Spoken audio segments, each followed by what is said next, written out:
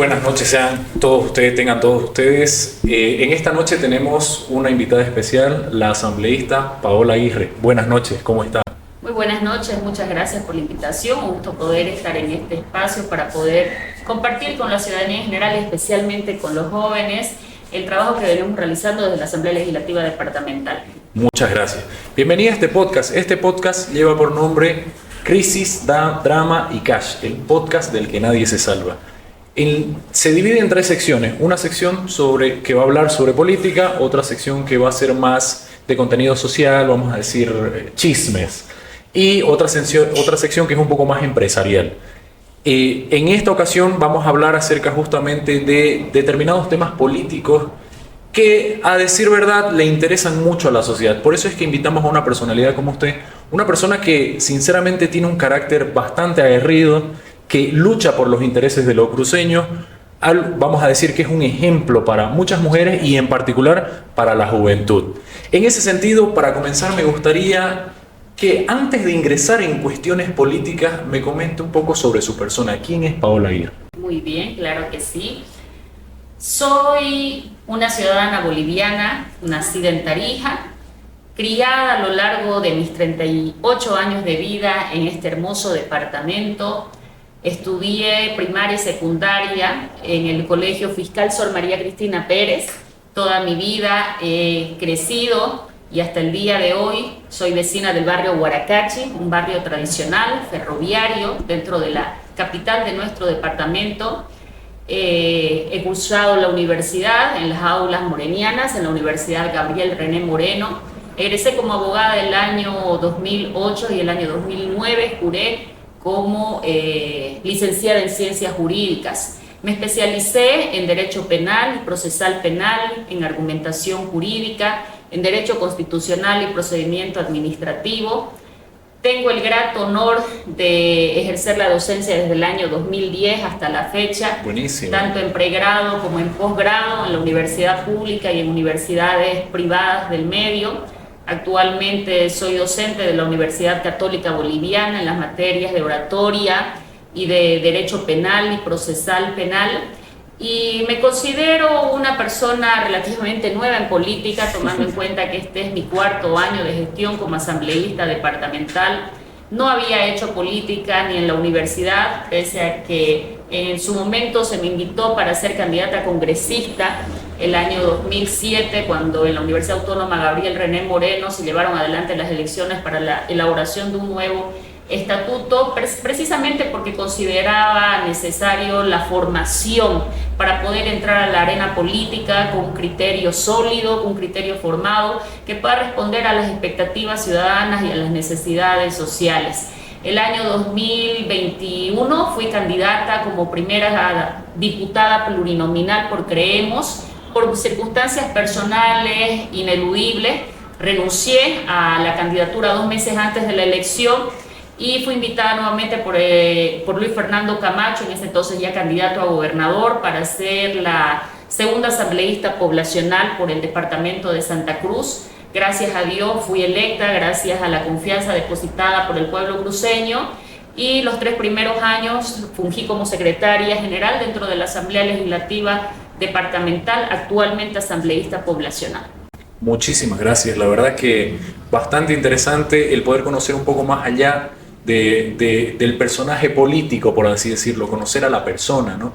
En ese sentido, continuando con las preguntas, me gustaría que, como usted es un personaje que, vamos a decirlo así, motiva a las juventudes a ingresar en política y defender los derechos, sus derechos, vamos a decir, o los derechos de la población en general, me gustaría que nos dé algunos consejos a nosotros los jóvenes, en particular a las mujeres, para poder ingresar a la política. ¿Por qué es necesario que los jóvenes participen de política?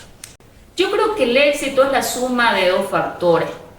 Uno, el talento, que significa la capacidad innata para desarrollar algún arte u oficio, y la formación profesional, sumado a las oportunidades. Lo primero es voluntario, depende de nosotros mismos. Lo segundo, de una suerte de factores que en algunos casos allanan el camino para poder desarrollar esa habilidad innata, y que lamentablemente en Bolivia no son circunstancias que precisamente se le den a todos los jóvenes que tienen un alto potencial para poder trabajar por nuestro país, pero a quienes se les cierra por uno u otros motivos las puertas para poder poner ese potencial al servicio de Bolivia. Entonces, respecto al primer aspecto, procuré en la medida de lo posible aprovechar cada oportunidad de formación que tuve en mis manos. Mis padres, recuerdo muy bien que me decían una frase que se quedó marcada para toda mi vida: el colegio no hace al alumno, el alumno hace al colegio, me decía. Totalmente. Porque yo todo el colegio, toda la universidad me he formado con la educación pública, la educación estatal, en colegio fiscal y en la Universidad Moreniana. Allí recibí una beca a la excelencia académica, cursé mi maestría posgradual con una beca 100% pagada, es algo que también le agradezco al sistema de educación pública. Y a partir de allí tuve la grata fortuna, y le agradezco a Dios por ello, de que se me abrieron puertas para poder ejercer una de mis grandes pasiones, que es la docencia universitaria. Por eso el contacto con los jóvenes, por eso la cercanía a sus experiencias, a sus expectativas, a sus deseos y anhelos, que muchas veces precisamente se ven frustrados porque en Bolivia no están las condiciones, no existe la mentalidad para potenciar el talento de un estudiante que tiene el espíritu y las ganas de arrasar con el mundo, y que se choca contra un muro edificado, uno, por la falta de visión de incorporar la mentalidad joven en los planes de desarrollo del país, y dos, porque existen también techos de cristal que impiden que jóvenes de todos los sectores sociales, solo en base a sus capacidades, puedan ingresar a arenas que están reservadas para ciertas élites. No tengo temor de decirlo. Bien. Yo pertenezco a la clase media, deseaba entrar a la política, traté de ser cauta para elegir el momento oportuno, aunque a veces la oportunidad es la que lo elige a uno y no uno a la oportunidad. Coincidieron ambos factores en mi caso. Hay algo por lo que siempre le voy a agradecer a Luis Fernando Camacho, y es haberme dado la oportunidad solamente por conocer mi perfil profesional. Eso es algo que muy pocas personas saben. Luis Fernando Camacho me invita a mí a ser diputada plurinominal por mis referencias académicas y profesionales, y es algo que sé que muchos jóvenes desearan tener y no lo tienen. Y por eso vemos tanta mediocridad política. Exactamente. Yo tengo alumnos brillantes, tengo alumnos excepcionales, los tengo desde el 2010, y a lo largo de estos 14 años en la docencia universitaria siento mucho dolor y frustración porque veo que estos jóvenes se frustran a su vez porque no tienen las oportunidades para desarrollar ese potencial. En mi caso, gracias a Dios, se sumaron ambos factores. De esa manera pude entrar a la política, y definitivamente el no improvisar en el ejercicio de la función pública creo que es un aspecto que la gente reconoce, aplaude y agradece, y yo solamente le puedo decir a los jóvenes que aprovechen cada oportunidad que tengan para estudiar. Está muy venida menos la calidad universitaria hoy en día en nuestro país. El hecho de haber popularizado de cierto modo la educación no ha dado los resultados que inicialmente se esperaban, porque no se trata de cuántos profesionales salen de la universidad, se trata de cuán buenos profesionales son los que en realidad salen, qué calidad de recursos humanos vamos a tener para nuestra sociedad. En ese sentido, creo que, aunque suene un poco trillado decirlo, la formación académica no solamente debe ser un derecho, sino también un deber para cada joven que se considere parte de la creación de un mejor futuro para todos los bolivianos.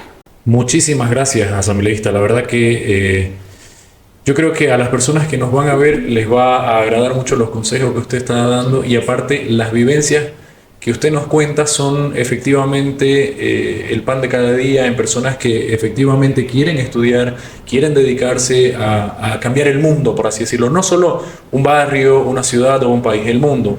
Personas que quieren ver un mundo mejor se van a sentir identificados justamente con las cosas que dicen. Gracias por ello. Vamos a pasar ahora un poco más a la parte política y en particular vamos a ir aterrizando desde el Estado central, vamos a pasar un poquito por la gobernación y vamos a ver otro tipo de temas que se relacionan con política, pero que son más de otra índole, por así decirlo. En primer lugar, un tema que usted recurrentemente comenta en sus redes sociales es el hecho de que no existe independencia de poder, de que la justicia está cooptada, por así decirlo, por el órgano ejecutivo. Aprovechando su especialidad en el área constitucional, mi persona quiere preguntarle ¿qué cree usted que es la alternativa para poder garantizar la independencia de poderes? Si, por ejemplo, podemos hablar de alguna clase de cambio del hiperpresidencialismo, porque a juicio de nosotros vivimos bajo un sistema hiperpresidencialista, pasar más quizás a un semiparlamentarismo donde exista un mayor control por la Asamblea Legislativa al órgano ejecutivo, o qué alternativa daría usted para garantizar justamente la independencia de poderes. Creo que es un tanto utópico creer que el solo cambio de un sistema de ejercicio de poder pueda transformar la esencia o el estado de las cosas. El principal problema del boliviano, y también, aunque suena trillado decirlo, pero sociólogos de alta reputación en nuestro país son recurrentes en el tema, está en la mentalidad de la colectividad boliviana. Ya. Yo le podría decir en una fórmula teórica que la meritocracia va a ayudar mucho para hacer que un sistema funcione, sea un hiperpresidencialismo o un equilibrio de poder con el Parlamento. Pero ¿estamos listos para eso? ¿Al boliviano corriente le conviene eso? ¿Le conviene que sea la meritocracia el criterio que prime a la hora de elegir las autoridades que presidan instituciones estratégicas de nuestro país?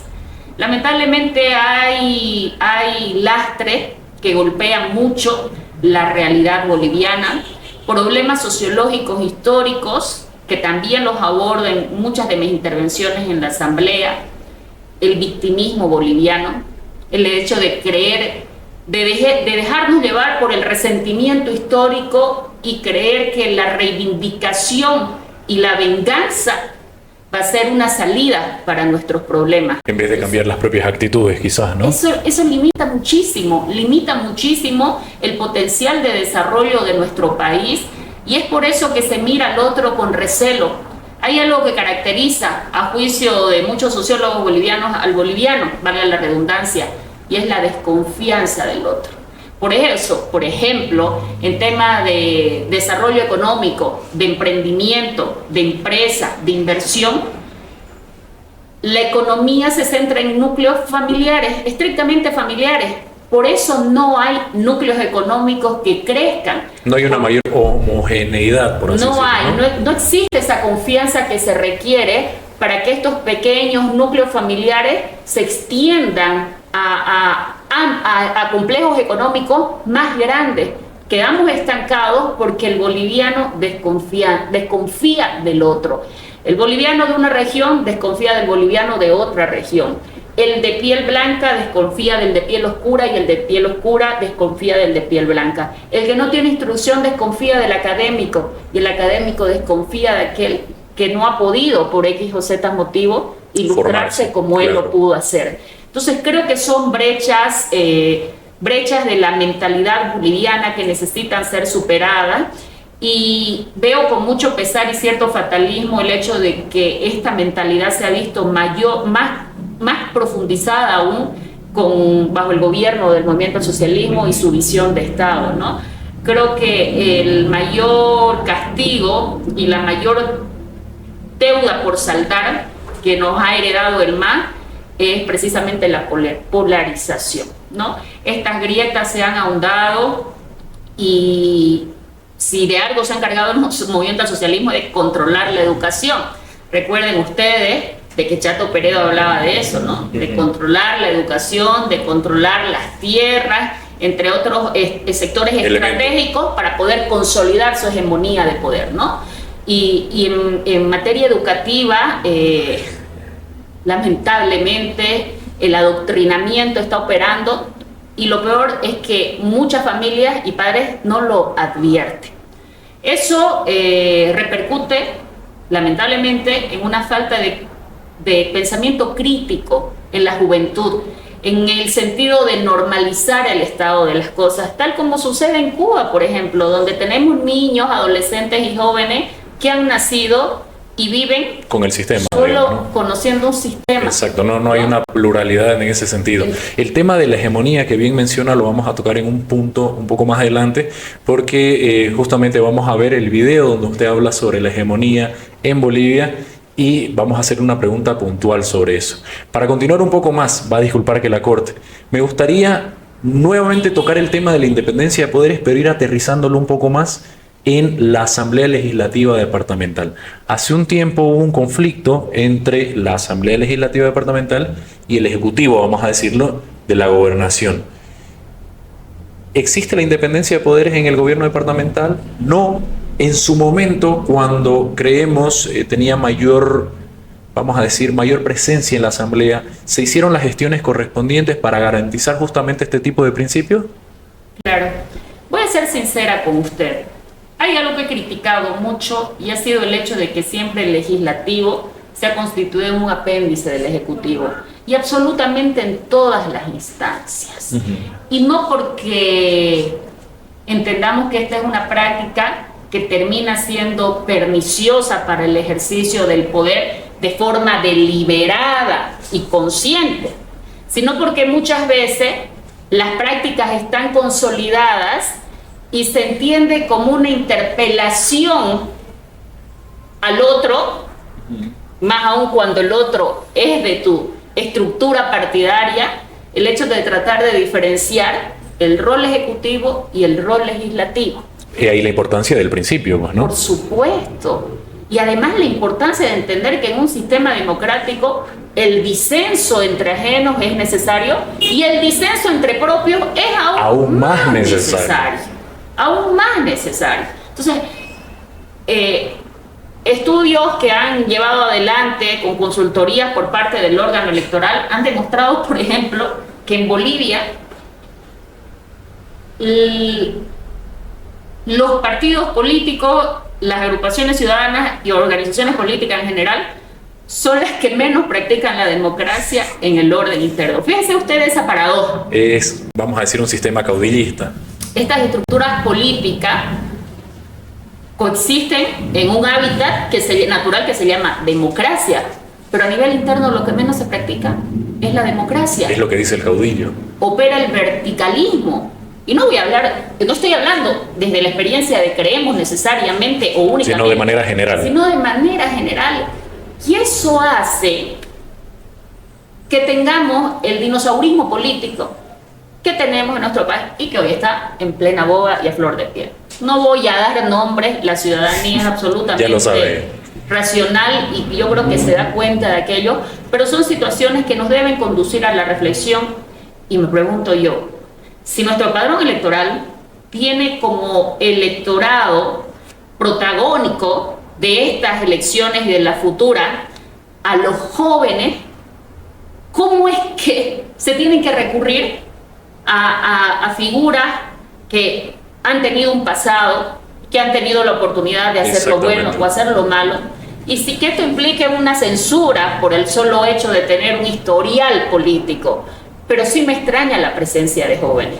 Y creo que los jóvenes deben reflexionar al respecto y pelear por los espacios de representatividad que le corresponde. Volviendo a su pregunta, definitivamente es necesario trabajar en la mentalidad de los políticos bolivianos la importancia de la independencia de poderes, tanto del oficialismo como de la oposición. Perfecto. Porque precisamente el legislativo existe no solamente como ente legislador, sino también fiscalizador. Y fiscalizar implica hacerlo desde un plano absolutamente independiente, objetivo e imparcial. Bien, gracias, muchísimas gracias. Querido Salva, ¿podemos comenzar con el primer video, por favor? Y definitivamente no pueden pretender que subordinen mi posición,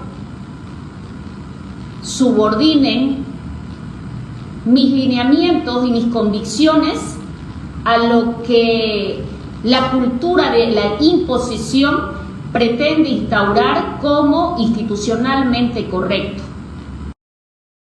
Hegemonía menciona en el video. El concepto clásico de hegemonía en teoría política se entiende como la imposición de un Estado sobre otro. Hay un pensador que redefine este concepto, que es Antonio Gramsci. Para Gramsci la hegemonía es una imposición de tipo cultural, lo que mencionaba con anterioridad. En ese sentido, la pregunta es la siguiente: ¿cree usted que existe una simbiosis entre el concepto clásico y la redefinición de Gramsci en este caso en cuanto a cómo se aplica la hegemonía en Bolivia? El tema cultural es un tema bastante complejo, es un tema que tiene y ha tenido mucha incidencia en el desarrollo institucional, político y social de nuestro país, y ha sido lamentablemente un aspecto que el movimiento al socialismo ha sabido prostituir y usufructuar a su favor, bajo la regla natural, o mejor dicho, naturalizada en política, que es el de divide y reinará. Por eso le decía que uno de los lastres que más va a costar sacarse de encima es la polarización. Es la polarización, el odio que el movimiento del socialismo ha impulsado, ha fomentado y hasta institucionalizado, porque hay la propia constitución política del Estado, es una constitución política del Estado que tira de lado la bolivianidad como concepto unificador, cohesionador de los bolivianos. En ese sentido, creo de que la hegemonía política del movimiento al socialismo depende en gran medida precisamente del aspecto cultural, y es algo que les ha funcionado muy bien. Uno, porque Santa Cruz, por el andinocentrismo de izquierda y de derecha, ha estado siempre relegada, condenada al olvido. Y ya no diré al atraso, en su momento sí, pero eso ha servido como más bien un factor de impulso, de motor, cambio, de reinvención, que ha dado resultados extraordinarios, ¿no? En tiempos de crisis, tiempos de oportunidades, Santa Cruz en su momento con una alta visión supo aprovecharlo muy bien, y de hecho ahora el perfil que tiene como departamento dentro de nuestro país está caracterizado por esas cualidades, ¿no? El sobreponerse al olvido del Estado y marcar por cuenta propia y mérito propio su desarrollo. Por eso es que creo que el aspecto cultural tiene una predominancia en los contextos de crisis histórico en Bolivia, y es repito, un campo que el movimiento al socialismo ha sabido aprovechar muy bien para sacar rédito. Muchas gracias, muchas gracias. La verdad que interesante la postura que usted tiene, y efectivamente, como mencionaba con anterioridad, es algo que se puede ver incluso en las unidades educativas, el tema de, vamos a decir, esta imposición cultural, ¿no? Algo que... colonialismo interno. algo que, ojo, no es algo inherente al movimiento al socialismo. Antes de la llegada de los españoles ya existía la imposición de, por ejemplo, un tipo de cultura sobre otra, aunque muchas personas no lo quieren admitir. Pero bueno, continuando un poquito más allá con el tema de la entrevista, me gustaría que hablemos un poco sobre la figura de Luis Fernando Camacho. En este caso, me gustaría saber cómo va a estar planteado Luis Fernando Camacho en el escenario a nivel nacional, bajo qué figura la bancada de Creemos o Creemos como tal quiere que esté Luis Fernando Camacho en este escenario político, y por ejemplo, en caso de no ser, vamos a decir, elegido dentro del bloque de unidad que se está conformando, bajo los mecanismos que ellos vayan a establecer, por así decirlo, ¿Luis Fernando Camacho aspira a alguna vicepresidencia o algo por el estilo? ¿Qué nos puede decir, por favor? Es necesario ser bastante cautos en la información que yo vaya a dar como respuesta a su pregunta, precisamente para no entorpecer o no comprometer esa anhelada unidad que los bolivianos están reclamando, y que es una condición o premisa necesaria para poder aspirar en el próximo mes de agosto a ganarle al movimiento al socialismo en las urnas.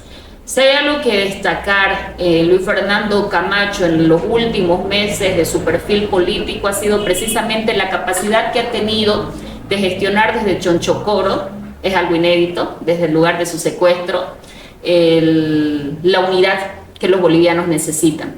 Ustedes han visto que Chonchocoro se ha convertido prácticamente en una instancia de validación para todos aquellos precandidatos que quieren aspirar a la presidencia, y es por eso que en su momento se hace público el anuncio de un proyecto de unidad para vencer al movimiento al socialismo. Lo que le puedo decir al respecto es que los precandidatos, dentro de ellos, por supuesto, Luis Fernando Camacho, porque no sé si mucha o poca gente lo sabrá, pero él tiene, diremos, plenamente habilitada la posibilidad de postularse como presidente, pese a guardar detención preventiva, porque no pesa en su cargo ninguna sentencia condenatoria ejecutoriada u otra causal de habilitación para tal propósito.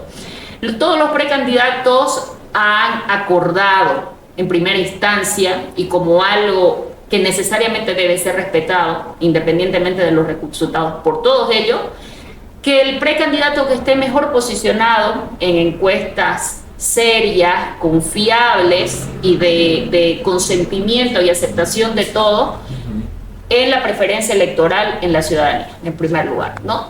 En ese sentido, estamos expectantes a lo que vaya a pasar el próximo mes de febrero.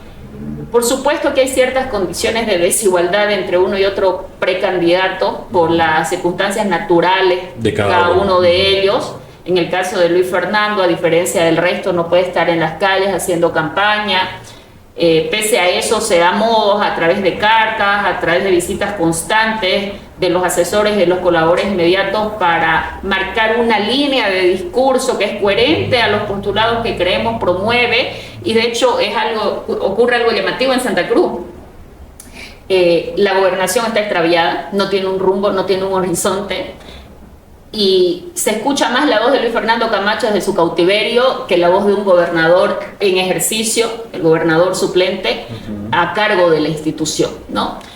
En ese sentido, estamos expectantes de lo que suceda en febrero. Repito, creo yo de que se debe evitar aprovechar la coyuntura y la necesidad del pueblo para eventuales cuotas de poder. Esto se lo hablo como una percepción personal. Perfecto. Personal, porque me preocupa ver que hay quienes están aprovechando la coyuntura para sacar ventaja. Creo que si vamos a pensar en el bienestar colectivo, hay que ser coherente entre la palabra y la acción. Luis Fernando Camacho se ha mantenido hasta ahora, y todos los que pertenecemos en ello, coherentes en esa línea, y consideramos que el primer y último fin de este proyecto, que requiere los esfuerzos de todos los bolivianos, es la unidad por encima de todo. Ojo, exactamente. Y aquí quiero aclarar, no significa unidad por unidad. Hay que saber para qué y por qué. ¿Por qué le digo esto? A ver. El 2019-2020 tuvimos una breve y lamentable experiencia de asunción del poder de una facción de la derecha que tenía un mandato claro: convocar elecciones. Convocar elecciones. Y para convocar elecciones, por supuesto, no se tenía que hacer nada fuera de él, solamente convocar elecciones. Se distorsionó totalmente el objetivo de ese gobierno de transición. Yanine Áñez, por una ambición de poder, y no tengo temor en decirlo. El poder envilece, ¿no? Y el poder corrompe, y el poder en exceso corrompe en exceso, ¿no? Es una frase clásica en materia política. Sí. Entonces, se distorsiona todo el propósito de ese gobierno de transición. Supongamos que ganamos las elecciones, y digo ganamos porque vamos a ser parte de todos los bolivianos que no queremos que el MAS continúe. Exactamente. ¿No? Que no queremos que el MAS continúe. Supongamos que gana la elección un gobierno antimasista, ¿ya? Independientemente de quién sea. Un proyecto que solamente se basa en el objetivo de sacar al MAS, pero no sabe cómo y para qué, y solamente se confía en sacar al MAS en las elecciones. Y nada más. Y nada más. Le va a tener una alfombra roja. Va a tener los días de oro para que el MAS retorne en cualquier momento al poder. Y yo creo que a los bolivianos no les interesa que el MAS se vaya. A los bolivianos les interesa, o nos interesa que el MAS se vaya y no vuelva.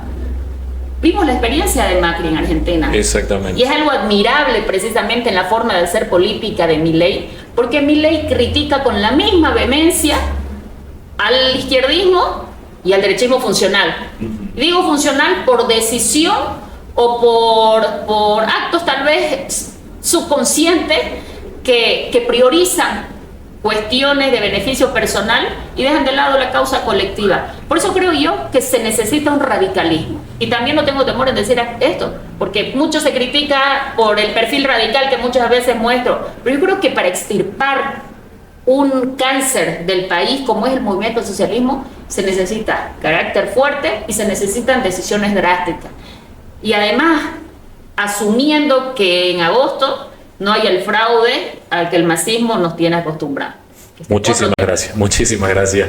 Justamente uno de los temas que usted tocó fue la figura del gobernador en ejercicio, Mario Aguilera, y en ese sentido queremos pasar con el segundo video, querido Salva, por favor. Yo nunca voy a entender cómo un cruceño puede venderse y traicionar la tierra que lo parió. A mí no me parió esta tierra, soy tarijeña, pero vivo aquí. Y todo lo que tengo y lo que soy en mis 37 años de vida es en gran parte gracias a las oportunidades que esta tierra me ha dado. El presidente ha venido por Dios porque es muy buena gente. Ojalá lleguemos a algún momento al lugar porque no se nos vaya a bajar el presidente del ómnibus, aburrido ya de tanto lata y tanto discurso, porque es jodido ser presidente de la República Dominicana. Cualquier cojudo y uno tiene que venir. Peor si le hace presión, ¿no? Oiga, presidente, le mueve las cosas y el presidente no tiene otra puta madre. Como acabamos de ver, hay dos videos. Uno donde usted cuestiona esta idea de venderse, por así decirlo. Y el segundo, vamos a tener a un personaje, en algunos casos querido, en otros no tanto, por la sociedad cruceña. Se habla mucho de que el gobernador en ejercicio, Mario Aguilera, es un vendido. Dicen, se vendió al movimiento al socialismo, entre otras cuestiones. Mi pregunta es la siguiente. Si nosotros usamos esa misma lógica, entonces podemos decir que el ingeniero Percy Fernández fue una persona que se vendió al movimiento al socialismo, o en todo caso, el gobernador en ejercicio, Mario Aguilera, lo que ha hecho es lo que hace todo buen político. Ojo, que sea un buen político, no estoy diciendo o estoy queriendo hablar cosas buenas de él. Pero en política hay esta figura de que el verdadero político sabe llevarse bien con Dios y con el diablo. ¿Qué le parece a usted esta figura? Si seguimos esta línea de que el gobernador en ejercicio se vendió, tendríamos que apuntalar también a otras autoridades que han hecho lo mismo, o de manera similar, vamos a decirlo así, o en todo caso podemos decir que está haciendo lo que se puede con los recursos que tiene para poder gobernar. Vamos a empezar con la equiparación de las ideas, de las figuras de Mario Aguilera con Percy Fernández. Tengo entendido que Percy Fernández ganó las elecciones con el voto al pueblo cruceño. Mario Aguilera no. Pero a ver, se puede objetar de que era una figura de vicegobernador, pero si hacemos un análisis frío y objetivo de los hechos, no nos vamos a mentir. Sea haya sido Mario Aguilera o haya sido quien haya sido, que ahí está. Claro, el lugar Luis Fernando Camacho tenía gran votación en Santa Cruz. En realidad, la gente vota por Luis Fernando Camacho. Y yo creo que esa, bueno, es una realidad inobjetable. Claro. Santa Cruz no conocía a una Paola Aguirre en las elecciones. Yo entro por decisión de Luis Fernando Camacho. He estado mi nombre o he estado otro nombre, seguramente que iba a entrar por la franja de seguridad en la que me encontraba.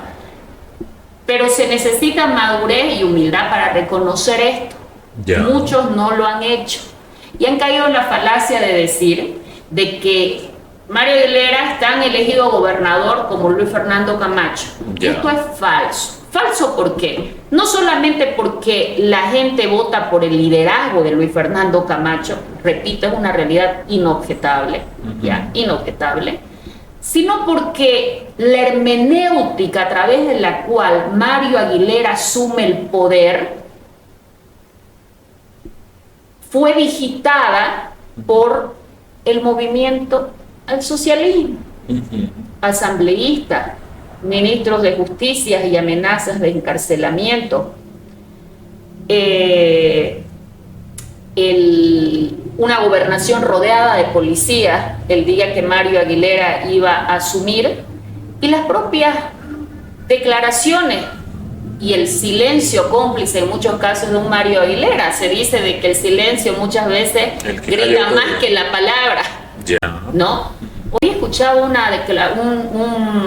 videíto que se hizo viral, una entrevista que le hacía a un periodista en Sucre, y le preguntaba a Mario Aguilera qué opinaba, cómo evaluaba la gestión de Luis Arce. Él le responde que va a esperar que concluya la gestión para poder calificar esa gestión. Creo que son muchas y elocuentes las muestras y las evidencias de que desgraciadamente se negoció la lucha del pueblo cruceño en la gobernación. Y no porque se haya aplicado el estatuto y Mario Aguilera tal vez diga de que no fue culpa de él que lo secuestren a Luis Fernando Camacho. Hay formas y hay formas. Traté de ponerme en la posición de Mario Aguilera para entender la lógica de su proceder. ¿Qué decía, perdón que la corte, el estatuto entonces para que pueda asumir o no Mario Aguilera? Para que la población entienda un poco más. El estatuto autonómico establecía causales para que el vicegobernador asuma la figura de gobernador y entendía como una de las causales la ausencia temporal.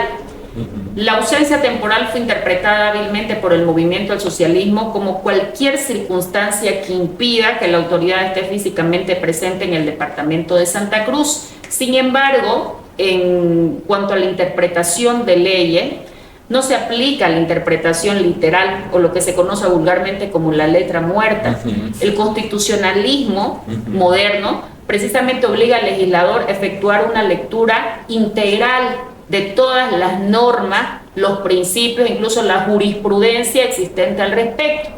Y hay un principio constitucional que todo el mundo conoce, abogados y no abogados, principio de presunción de inocencia. ¿Qué significa esto? Que una persona es considerada inocente en tanto no se declare su culpabilidad mediante una sentencia condenatoria ejecutoriada. Entonces el Estatuto Autonómico establece causales para considerar la suspensión del cargo, porque Luis Fernando Camacho es un gobernador suspendido en el ejercicio del cargo, y dentro de ellas no está la figura de la detención preventiva. Si usted lee el Estatuto Autonómico, no existe ninguna causal que diga que un gobernador o gobernadora elegido por el pueblo va a ser suspendido en el cargo por tener un proceso penal en su contra. No podría decirlo porque eso sería flagrantemente inconstitucional. Iría en contra de este principio, por supuesto. Y ni ninguna de las causales que allí se estipulaba, que era la renuncia, el impedimento definitivo, la sentencia condenatoria ejecutoriada y una causal más que no es la de la detención preventiva, están expresamente estipuladas en el estatuto y ninguna de ellas contempla tal cuestión. Y hay además otro principio, el de soberanía popular, el de respetar la voluntad del pueblo. Y además un tercer aspecto, entre otros que se pueden invocar. Este antecedente nefasto para la democracia consolida una situación de peligro para cualquier autoridad electa que tenga el infortunio de ser perseguida políticamente por un gobierno dictatorial. Pierde la autoridad que ha recibido la confianza del pueblo y pierde el pueblo que ha elegido en urnas a una autoridad. Efectivamente. Desde el podcast nosotros creemos que este tipo de cuestiones se deberían normar, por así decirlo, para que no exista este vacío legal presto al juego político. Exactamente. Bueno, para ir finalizando, queremos, por favor, salva el tercer video. Y esta es una pregunta que va a escapar. Se critica a los Estados Unidos por contaminar el medio ambiente con sus industrias. ¿Y cuán miserables seremos aquí, que sin industrialización vivimos contaminados?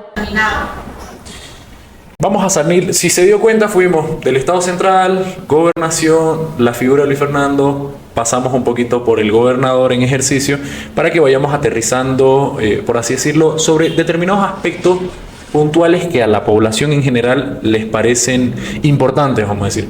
Uno más que a nuestro juicio escapa un poquito ya de este prontuario, si se quiere decir, o de esta lista que estuvimos siguiendo, es el hecho del medio ambiente.